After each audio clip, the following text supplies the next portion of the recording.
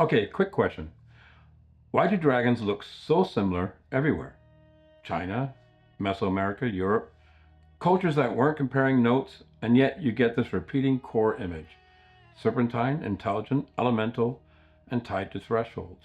And that's the part that doesn't fit, because imagination doesn't usually converge like that. And I know how that sounds. Yeah, I do, because the second you say dragon, people's minds go straight to fantasy. Books, games, movies. And if that's where this stayed, I wouldn't bother making this video. But here's the weird part. See, across continents that never touched, across languages that never shared grammar, across eras separated by centuries, the same figure shows up again and again. And not kind of vaguely, but with a surprisingly consistent core shape. The serpentine, intelligent, elemental, and very often tied to thresholds. And honestly, this shouldn't really ever happen. Because when humans invent things, symbols don't stay stable like that. They branch, they mutate, they get local. They absorb whatever the culture fears or worships or eats or fights. Mythology is usually really messy. Even shared archetypes drift hard as they travel. But dragons, yeah, they didn't drift. They actually did the opposite. They converged. And I want to tell you why I think that matters, because even if you don't care about dragons at all, the real point here isn't the creature, it's the receiver. This isn't really a dragon video, it's a perception video. And I want to make the stakes clear, because otherwise this becomes an interesting pattern and nothing more than that. Here's what I mean by stakes. If your perceptual bandwidth is narrowed, life gets smaller in ways you don't notice at first. Yeah, you still function, you still work. You can still be productive, but timing gets worse, discernment gets noisier, and you start to miss things you wouldn't normally catch while they're happening. And then you start calling reality flat, when what's actually happening is your receiver is overloaded. And just so we're clear, I'm not above this. I've lived it. This is one of those conversations where I'm in it with you. So I'm not here to prove dragons. I'm here to use the dragon pattern as a diagnostic. So the real question is, what did humans used to perceive that we don't perceive now? And can that bandwidth return? Now, in my work, perception is never just a brain thing. We're souls having a human experience. The soul isn't intermittent. It doesn't blink in and out. It's continuous, oriented, and aware. What changes is the human receiver, the nervous system, the body, the bandwidth available. How much of that bandwidth is available to translate what the soul already recognizes? And when I say bandwidth, I'm not trying to be mystical or weird. I mean something you can actually notice in real life. I mean how early you catch truth in real time, your timing, your yes and no, the subtle cues you notice in people and rooms, that feeling of coherence before you can explain it. That's what we're measuring. And weirdly, dragons are one of the cleanest global mirrors we have for that question. So let's name the pattern out loud. In China, the dragon isn't a monster to be slain. It's a cosmic force, weather, water, sovereignty, intelligence. It doesn't lurk at the edges, it governs. In Mesoamerica, the image shifts, but only slightly.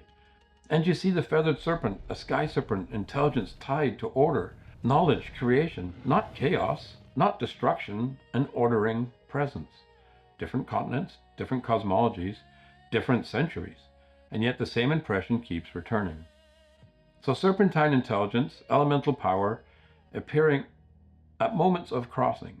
That's the convergence. And convergence is the part that should make you pause, because human imagination doesn't usually do this. Right? When we imagine things, it branches, it exaggerates, it localizes. Give the same seed story to 10 cultures and you get 10 different creatures, 10 different moralities, and 10 different shapes. But here's something else happens. The image actually tightens, it repeats, it resists drift. So here's the question I can't get away from. Why does the symbol converge instead of scatter? And once you let that question sit for a second, it really stops being a mythology question and it becomes a perception question. And it becomes a memory question. There are 3 ways to account for it. You don't have to believe any of them. I just want you to notice which one feels clean. Right? The first one is the nervous system. The first explanation is an obvious one. And it's not wrong. Humans share similar hardware. We respond to serpents, we respond to predators, we respond to storms and fire and awe. Those things hit the body fast and hard. So one explanation is dragons are a composite symbol. Snake plus predator plus weather plus power. The nervous system translating something vast and dangerous and intelligent into an image the mind can actually hold, contained. And that's a valid and real explanation. But it doesn't fully close the loop. Because if this was only fear and weather and snakes, you'd expect more variation than what we have. You'd expect the symbol to mutate dramatically. Instead, we get restraint. The same spine, the same intelligence, the same threshold association. So explanation one explains the intensity, but not really the discipline, which opens the door to the second possibility. So the second possibility is the encounter fades, the symbol remains. And this one is about memory, not personal memory, but cultural memory. Something happens inside a culture, an encounter, an event, a perception that carries weight. It gets encoded into symbols, stories, carvings, rituals, architecture. The symbol persists because it carries charge. Then time passes. People who had direct contact die. The context thins, the living relationship just naturally dissolves. But the symbol stays because it is now stitched into identity. So centuries later, people inherit the image without inheriting what generated it. And what remains looks like a myth. But myth in this sense isn't fiction, it's compressed memory. And in a soul first frame, that compression isn't only cultural. You see, some recognition travels by continuity, souls carrying signal forward, humans encoding what they can when direct perception fades.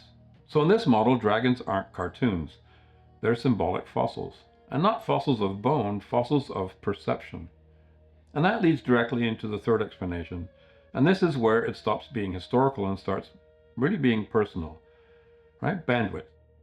Not what humans can perceive in theory, what the human system can actually allow the soul to register without distortion.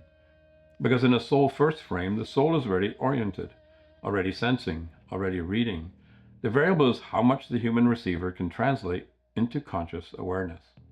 Our senses aren't the boundary of reality, they're the boundary of what this receiver can register now. Other species make that obvious. Bees see ultraviolet. Birds navigate magnetic fields. Sharks sense minute electrical currents. And cats, well, cats stare into corners like they're tracking something that we pretend isn't there. Perception varies by species. The uncomfortable question is whether perception also varies by state, whether human bandwidth can narrow and widen. Because when the human system is noisy, stress hormones, survival attention, constant stimulation, it doesn't just change how you feel. It changes what you can register. It changes what comes through cleanly. In other words, the soul can recognize more than the human system can currently host. And if reality contains intelligences that don't need to show up as physical animals, field-based intelligences, pattern-based presences, they won't leave skeletons. They'd leave impressions. They'd leave convergence. They'd leave symbols. So in this third model, dragons function like a compression artifact, a culture encoding an encounter with something coherent into the closest symbolic form that the nervous system could tolerate. Not invented, but translated. And over time, as human perception narrowed, the direct encounter ended, but the symbol remained.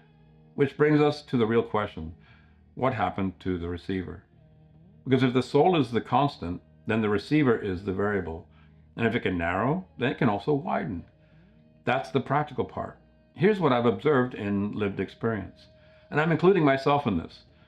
When the human system is noisy, threat-based attention, speed, constant input, perception automatically narrows.